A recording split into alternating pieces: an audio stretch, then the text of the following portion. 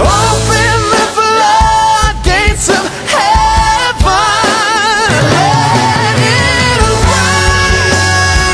Let it rain. Open the floodgates of heaven and let it rain. Please let it rain. Open the floodgates of heaven. Let it rain. Please let it rain. Gloire au Seigneur. Ok, avant toute intervention, permettez que nous prions le Seigneur pour que Dieu puisse orienter la pensée qui y est. Alors je prie maintenant. Béni sois-tu, notre Seigneur et notre Dieu. Quelle grâce d'avoir permis que ce soit nous qui puissions avoir obtenu ton salut. Oh, ça n'a pas été par mérite, mais une grâce particulière nous a été adressée. C'est pourquoi nous ne cesserons de bénir ton nom. Bien plus, dans ces circonstances difficiles et douloureuses, tu nous donnes d'avoir la possibilité de nous réunir autour de ta parole. Cette parole qui guérit, qui fortifie, qui soulage. Mais l'équation c'est que cette parole n'est pas la mienne, elle est la tienne. C'est pourquoi nous en appelons à la présence de ton esprit, afin que la substance dont ton peuple a besoin soit dégagée et que leur cœur soit guéri, fortifié, soulagé et éclairé, comme Paul a pu instruire ce peuple corinthien. Béni sois-tu, au nom de Jésus. Amen. Voilà, je voudrais saluer les frères et sœurs, quel que soit l'endroit où ils se trouvent, et leur dire que le Seigneur soit leur soutien, soit leur partage dans ces temps difficiles. Mais ils ont fait un bon choix d'être à l'écoute de la parole de Dieu. Alors, en ce qui nous concerne, c'est de faire une synthèse générale de tout le chapitre de 1 Corinthiens 7. Vraiment, je me réjouis parce que lorsque j'étais assis et je suivais, je me suis demandé, mais qu'est-ce que nous pouvons dire encore? Parce que les bien-aimés frères et sœurs ont tellement bien exploité ce chapitre et tout a été élucidé. Mais par la grâce du Seigneur, nous allons juste, en tout cas, relever quelques pensées pour notre instruction, pour notre ligne de conduite. Que Dieu nous bénisse. Alors, avant toute chose, il faut noter que la ville de Corinthe était une ville réputée d'immoralité. D'où il y a un problème de culture qui s'oppose. Un problème relié à la culture des uns et des autres. Nous avons l'exemple, par exemple, chez nous en Côte d'Ivoire, dans une des régions de la Côte d'Ivoire où le petit frère peut aller avec l'épouse du grand frère. Et ce jeu, c'est normal, c'est pas scandaleux. Donc, cela influençait aussi les Corinthiens. Même dans l'église, cela régnait. L'immoralité, où certaines personnes allaient avec la femme de leur père. Donc, le problème de culture, vraiment peut agir. Lorsqu'on se convertit, lorsqu'on se donne au Seigneur, selon le milieu dans lequel nous avons évolué, grandi, a toujours un impact, a toujours l'influence. Quand tu viens d'arriver dans l'église, il y a toutes ces notions, il y a ces caractères, il y a ces réactions qui sont là. C'est avec le temps, avec l'enseignement, qu'au fur et à mesure que cela va, en tout cas, je dirais, disparaître. C'est à ça que cette église était confrontée et c'est ce qui les a poussés a écrit à Paul. Et Paul aussi, étant leur père soucieux de voir une église stable, équilibrée, va en retour les écrire en énumérant, en abordant ces deux sujets qui concernent le mariage et le célibat.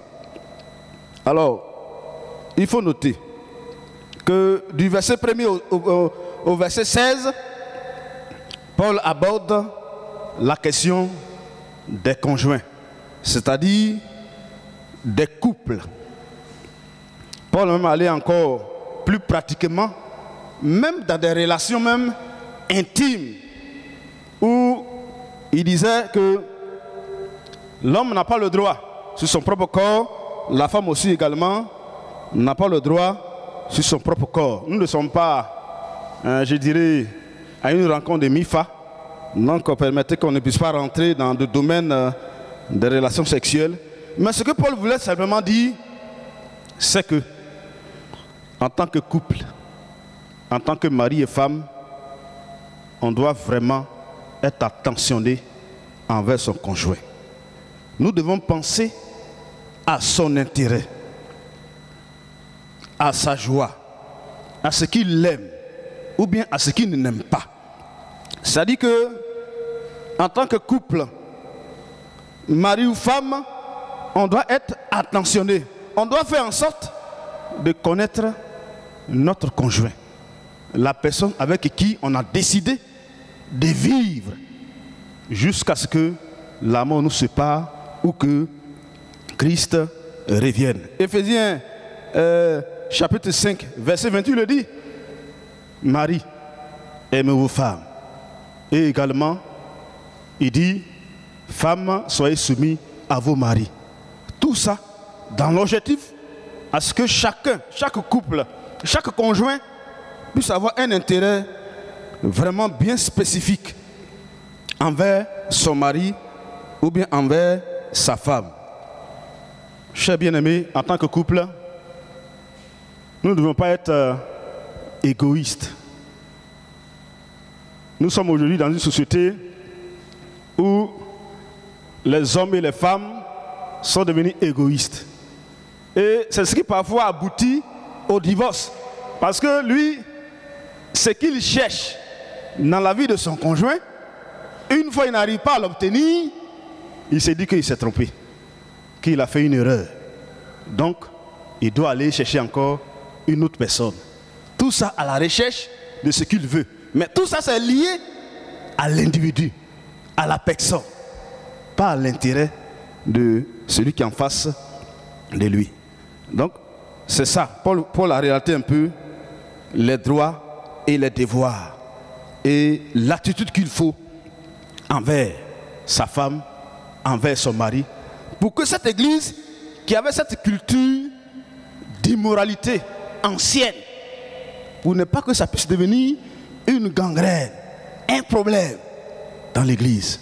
Comme je l'ai dit plus haut, dès que tu donnes au Seigneur, ce n'est pas de façon instantanée qu'une transformation réellement se réalise avec le temps, avec la parole de Dieu, avec ce que les hommes de Dieu, en tout cas, annoncent.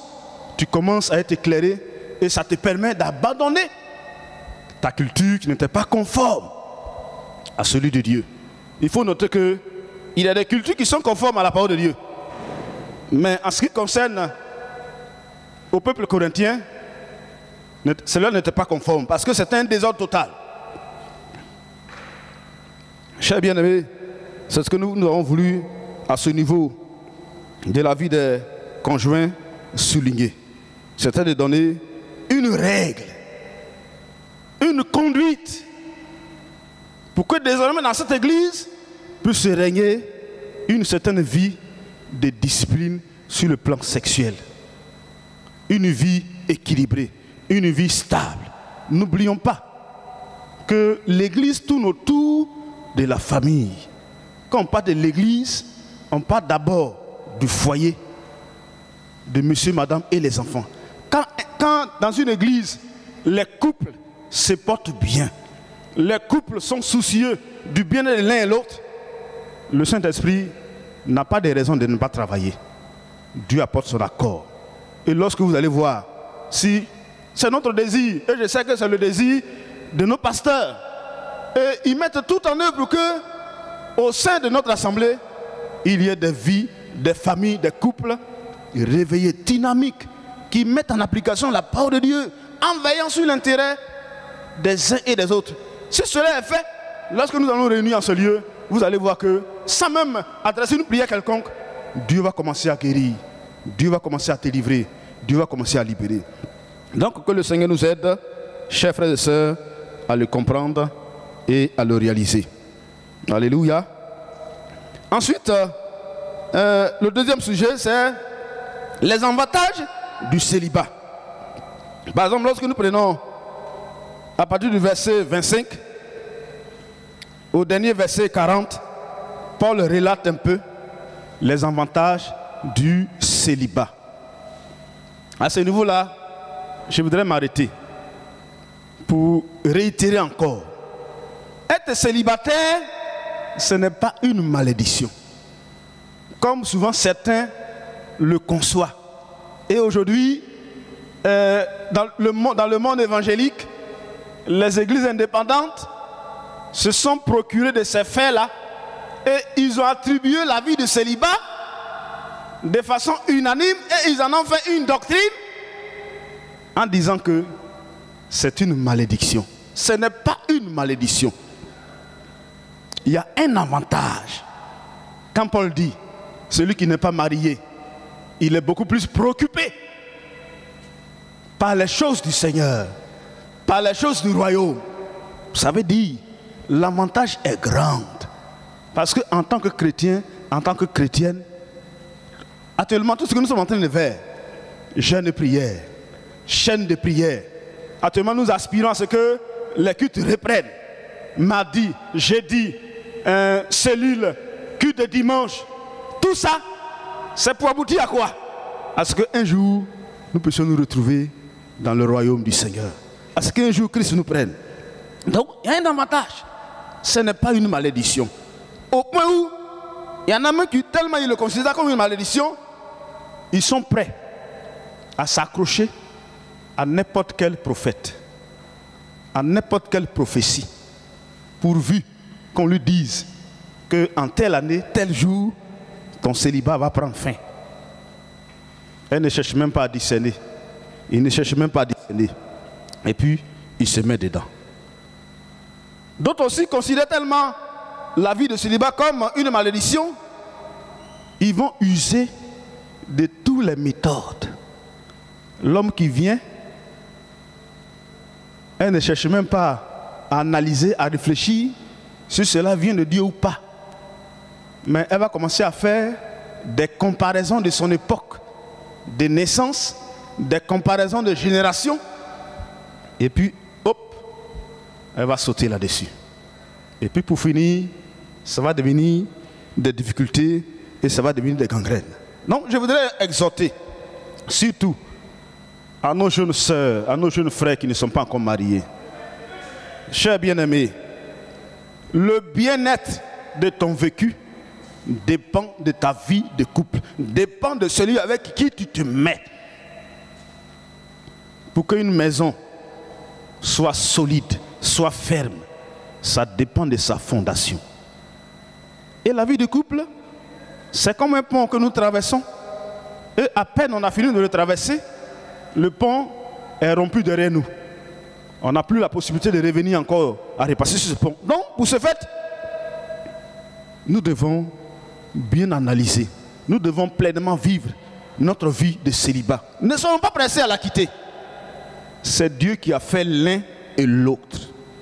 Vie de mariage, vie de célibat, le Seigneur a fait l'un et l'autre. Si tu as mieux abordé ta vie de célibat, tu vas voir que ta vie de mariage, tu n'auras pas de regrets. Tu seras heureux, tu seras heureuse de cette femme, de cet homme que Dieu t'a donné.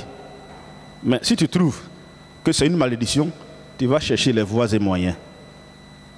Tu vas utiliser toutes les méthodes, sauf celui de Dieu. Parce qu'on trouvera que pour Dieu, là, ça tarde. C'est loin. C'est épuisant. C'est fatigant. L'autre côté, c'est rapide. Aujourd'hui, on voit, quand tu arrives sur le Facebook, sur les réseaux sociaux, il y en a le mariage rapide. Quand tu cliques, il y en a même qui viennent se proposer avec les différents profils. Souvent même que tu cherches. Mais derrière, c'est ça. Tu ne cherches pas à savoir ce qui est derrière. Dans 1 an, dans 2 ans, dans 3 ans, qu'est-ce qui va se passer? Pourtant Dieu, lui, il sait. Chers jeunes gens, chers frères et sœurs, je vous exhorte à vivre pleinement votre vie de célibat. Ce n'est pas une malédiction. C'est une vie comme toutes les vies. Alléluia. Et que Dieu vous aide. Que le Seigneur puisse vous soutenir à pleinement l'assumer. À l'assumer, à vivre. Il y a certains frères et sœurs, apparemment tu les vois célibataires, mais ils font ce que ceux qui sont mariés doivent faire. Dans les coulisses, en cachette. C'est qui tu détruis. Tu es en train de tricher. C'est une tricherie. Parce que nous, en te voyant, on voit que c'est un frère qui est célibataire, c'est une soeur qui est célibataire. Mais dans les coulisses, tu vis une vie de couple. Mais tu es en train de te détruire. Les grâces du Seigneur ne feront que s'éloigner de toi. Et tu verras dans ces conditions-là, celui que Dieu n'a pas apprêté, préparé pour toi, c'est lui que l'ennemi va susciter et va venir se présenter. Avec tous les profils que tu as dans ton esprit. Parce que notre ennemi, il est présenté comme un séducteur. C'est un séducteur. Donc il va chercher à te présenter ce que tu aimes, ce que tu veux, ce que tu souhaites. Et toi, puisque tu es pressé, tu vas courir et tu vas tomber dedans et ça ne sera que du regret. Aujourd'hui, il y a eu des bien-aimées sœurs qui ont connu des morts précoces parce que pour finir, la vie de couple était invivable. Atteint moralement, atteint physiquement, ne pouvant plus supporter, elle est partie. Je ne pourrais pas dire de ceux qui sont là, mais brûlants, bouillants, ils viennent à l'église, mais dans leur cœur, dans leur esprit, c'est difficile. Je prends du temps là-dessus parce que aujourd'hui, nos assemblées sont constituées pratiquement des jeunes gens. Oui, pratiquement des jeunes gens. Et c'est ces jeunes gens-là qui doivent relever le défi de l'Église. C'est nous qui devons aller vers ce monde pour leur montrer le modèle de vie. Alléluia. Que Dieu puisse aider notre Église, ces jeunes gens et ses frères et sœurs. Enfin, je voudrais attirer l'attention de nous qui sommes des responsables de l'Église, en parlant des hommes de Dieu, des diacres, des anciens, des responsables des comités, tout et tout. Vous savez, cette église de Corinthe, c'est Paul qui l'a fondée. Donc, ça veut dire automatiquement que c'était ses enfants spirituels. Donc, Paul était préoccupé de leur stabilité. Donc, à peine ils l'ont écrit, malgré qu'il n'était pas présent, il a répondu. Et il a même eu l'occasion de se déplacer pour venir. Parce qu'il était préoccupé de leur bien-être, de leur stabilité, de leur équilibre. Ça nous interpelle, nous. C'est Dieu qui t'a choisi. C'est Dieu qui t'a placé sur son troupeau, sur son peuple. Et je bénis Dieu. Dans la situation qui s'est présentée à nous, nos pasteurs n'ont cessé de mener maintes fois des réflexions. Quand ça a commencé avec les 50 personnes, rapidement, ils se sont réunis. Ils ont mené des réflexions. Même jusqu'à aujourd'hui.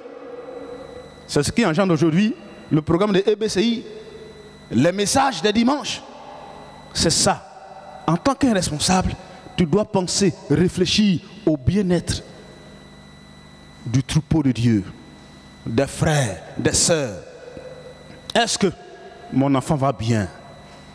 Est-ce que l'église va bien? Est-ce que le frère, la sœur, est-ce que tel couple est-ce que mon département se porte bien? Dans quel état est? Il n'était pas présent, mais il avait la pensée sur eux. Il réfléchissait. Quel état, quelle situation dans laquelle ce peuple-là se trouvait. Paul était soucieux du bien-être, de la croissance de cette église que lui-même, il a créé, il a vu naître. Chers bien-aimés, ceci étant, je voudrais mettre un terme à mes propos pour vous dire que lorsque nous analysons bien ce texte de 1 Corinthiens, vous voyez que tout le sujet tourne autour de famille. Ça tourne autour de la famille et du sexe. Parce que dans l'église, si ces deux éléments ne sont pas bien gérés, ne sont pas bien appréhendés, ça crée des problèmes et des difficultés. Et bien sûr, je ne vous dirai pas, le Saint-Esprit ne fera que s'attiédir et s'en éloigner. Que le Seigneur nous aide. Chers frères et sœurs, chers responsables, chers bergers, chers dirigeants, que Dieu nous aide dans cette étape. Bientôt, ça va passer. Mais certainement, il y a encore plus difficile derrière. Mettons tout en œuvre afin de préserver notre intimité, notre sérieux, nous avec nos conjoints, nous étant célibataires. Que Dieu nous bénisse et que sa grâce soit sur nous.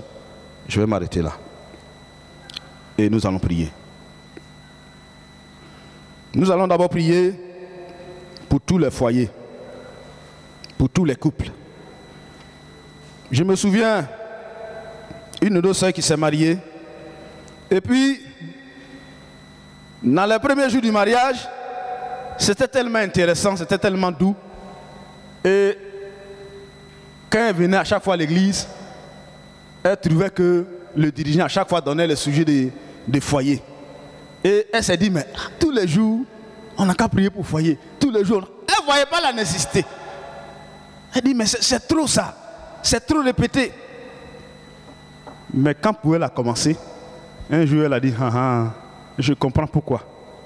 Lorsqu'on vient à l'église, tous les jours, on dit de prier pour le foyer. C'est ça là que les gens vivent. Pour attirer votre attention, pour que nous intercédons pour ces couples, pour ses frères et ses sœurs. Certainement, hier, l'amour était au bon fixe. Mais à ce stade, à quel niveau? Prions le Seigneur ensemble pour les soutenir. Seigneur, nous te prions pour ce couple qui est en difficulté au sein de notre Église et bien plus ailleurs encore, qui est prêt même à renoncer et qui ne fait que regretter de son choix. Fais en sorte qu'il revienne à ta parole et qu'il comprenne que seule ta parole rétablit, seule ta parole donne l'équilibre, la stabilité, seule ta présence permet à ce que un foyer dure dans le temps. Seigneur, bénis-les et que ta grâce soit leur partage. Touche celui-là qui est prêt à aller à la justice afin de renoncer. Au nom de Jésus-Christ, celui ou celle qui est frappé aussi par les forces ténébreuses, celle-là qui est persécutée par la famille de l'époux ou bien de l'épouse, que ta grâce puisse intervenir. Béni sois-tu au nom de Jésus-Christ. Nous allons aussi prier pour ces bien-aimés frères célibataires qui ne font que lutter, qui utilisent tous les voies et moyens pour se mettre avec quelqu'un, parfois même qui n'est pas de Dieu. Seigneur, nous prions pour que tu agisses dans la vie de ces jeunes gens, ces jeunes filles, ces jeunes frères, afin que leur choix soit conduit et dirigé par le Saint-Esprit. Et que ta grâce les aide à mieux aborder cette vie du célibat, en considérant cette vie-là comme une vie que toi, Dieu, tu permets. Ce n'est pas une malédiction, non plus une fatalité. Seigneur, aide-les avec joie, avec sérénité à les aborder, afin que lorsque tu vas décider de mettre un terme à la vie de célibat, que ça soit la joie, que ça soit l'équilibre, que ça soit la stabilité. Bénis ton peuple, bénis ton église, et que toute la gloire te revienne au nom de Jésus. Amen.